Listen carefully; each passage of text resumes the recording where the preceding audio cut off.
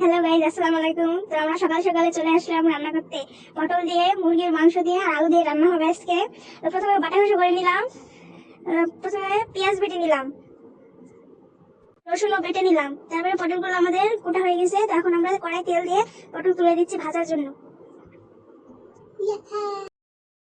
এখন আমাদের পটলগুলো দেওয়া হয়ে গেছে, তাই আমরা নেড়ে চেড়ে নিবো। তারপরে কিছুক্ষণ আবার রেখে দিব।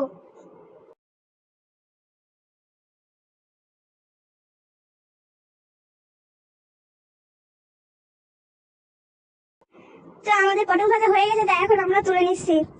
তারপরে দিয়ে দিলাম আলু। আলু ভাজা হয়ে গেছে, এখন রসুন বাটা, পেঁয়াজ বাটা সবকিছু আমরা আদা বাটা দিয়ে দিব। দিয়ে কিছুক্ষণ নাড়বো।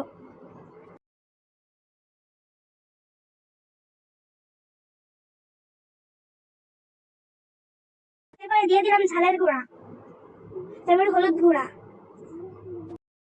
মরিচের গুঁড়া দিয়ে দিলাম, দিয়ে দিলাম লবণ।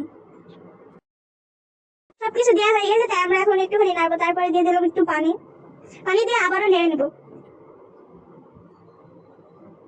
মশলাটা আমাদের কষানো হয়ে গেছে, তাই এখন আমরা মাংস দিয়ে দিলাম।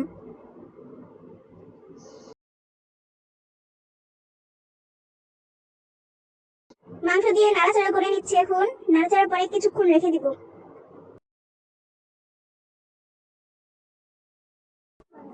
মাংসটা আমাদের কষানো হয়ে গেছে, তাই আলু আর পটল আমরা দিয়ে দিলাম। দিয়ে দিয়ে আবারও একটু নেড়ে নিলাম সবকিছু একসাথে। নাড়াচাড়া হয়ে গেল, তারপর পরিমাণ মতো দিয়ে দিলাম পানি। এরপরে কষানো মাংস দিয়ে ফয়সাল খাচ্ছে এখন। আর আমাদের রান্না এদিকে কমপ্লিট হয়ে গেছে।